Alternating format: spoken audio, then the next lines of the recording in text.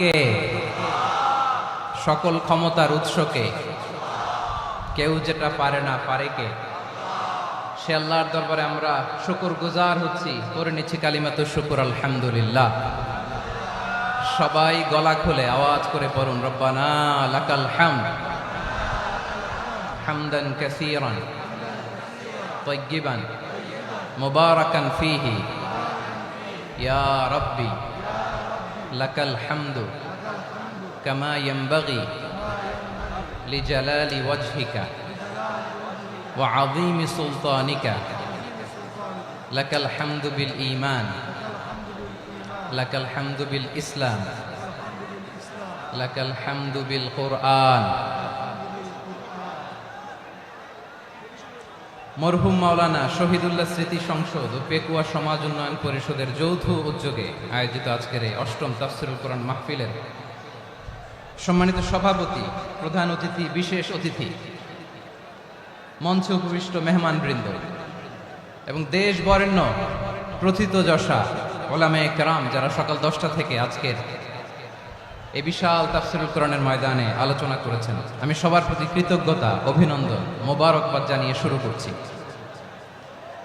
আল্লাহ রাব্বুল ইজ্জত ওয়াল জালালের দরবারে শুকরিয়া জ্ঞাপনের পাশাপাশি আমি আপনাদের শুকরিয়া জানাই যারা কক্সবাজারের বিভিন্ন থানা থেকে, চট্টগ্রামের বিভিন্ন থানা থেকে এবং বাংলাদেশের বিভিন্ন জেলা থেকে আজকের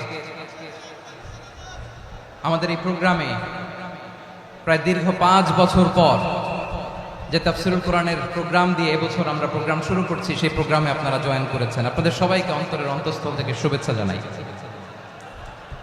আমি অন্তরের অন্তঃস্থল থেকে শুভেচ্ছা জানাতে চাই আমার প্রিয় সাংবাদিক বন্ধুদের, electronics media, printing media, YouTuber ভাইদের। আজকে এই প্রোগ্রামের শান্তি শৃঙ্খলা নিরাপত্তার দায়িত্বে নিয়োজিত ছিল পুলিশ বাহিনী, বিডিআর বাহিনী, তারপরে র্যাব, দেশপ্রেমিক সেনাবাহিনী এবং পেকুয়ার ভলান্টিয়ার্স ভাইয়েরা, যারা যেভাবে আজকের প্রোগ্রামকে সার্থক করার জন্য আপনারা শ্রম দিয়েছেন, সময় দিয়েছেন, মেধা দিয়েছেন, উপস্থিত হয়ে প্রোগ্রামকে সার্থক করেছেন, আমি সবাইকে শুভেচ্ছা এবং মোবারকবাদ জানিয়ে শুরু করতে চাই। সম্মানিত ভাইয়েরা, আমাদের সময় হাতে খুব কম। বড় তাফসীল প্রোগ্রামগুলোর সবচেয়ে বড় ক্রাইসিস বা প্রবলেম হচ্ছে এখানে শোডাউন থাকে বেশি, ইউটিউবার থাকে বেশি, নিউজ কাভারেজ বেশি, কিন্তু মন খুলে, প্রাণ খুলে, নিঝুম নিস্তব্ধ একটা পরিবেশে কথা বলার যে সুযোগ, সেটা হয়ে ওঠে না। কিন্তু আমরা একটু কষ্ট করলে, একটু স্যাক্রিফাইস করলে এটা সম্ভব।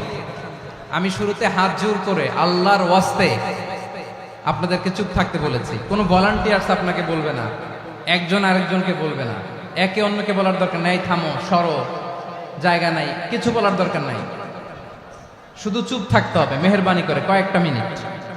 আল্লাহর ওয়াস্তে যদি মেহেরবানি করে চুপ থাকতে পারেন, কয়েকটা কথা শেয়ার করবেন ইনশাআল্লাহ। এইদিকে চুপ হয়ে গেছে মাশাআল্লাহ, এই দিকটাতেও আল্লাহর ওয়াস্তে ধাক্কা ধাক্কি, জায়গা না হলে পেছনে চলে যাও, আমাকে দেখা লাগবে জরুরি না তো, এলইডি আছে ওখানেও দেখা যাবে, ওখানে চলে যাও।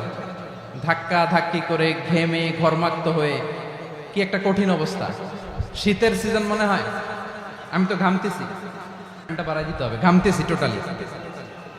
র্যাবের ভাইয়েরা কি পরিমাণে কষ্ট স্বীকার করেছে আমাকে এখানে উঠাতে, যে এটা বলে বোঝানোর মতো না। তো আমাদের দেশের ভাইয়েরা ইমোশনাল, আবেগী, অনেক আবেগ দিয়ে অনেক কিছু আমরা হারাই, ভুল করি, আমরা বুঝি না, লং রানে আমরা চিন্তা করতে পারি না। একটা নিঝুম নিস্তব্ধ পরিবেশ যদি দেয়া যেত, কথা বলতে পারতাম, লক্ষ লক্ষ কোটি কোটি মানুষ, সারা পৃথিবীর মানুষ এটা শুনতো, মানুষের মন, মস্তিষ্ক, চিন্তা, মননে পরিবর্তন আসতো।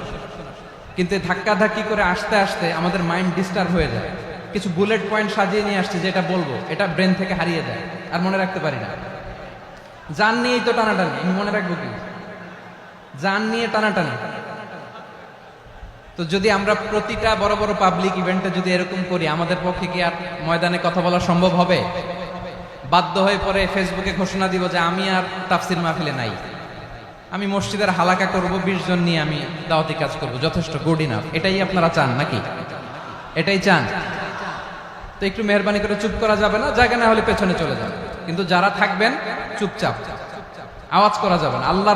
আল্লাহর ওয়াস্তে অনুরোধ করার পরে যদি এটা ভায়োলেট করেন, জবাব দিতে হবে আল্লাহর কাছে। খবরদার, আল্লাহর ওয়াস্তে বলেছি।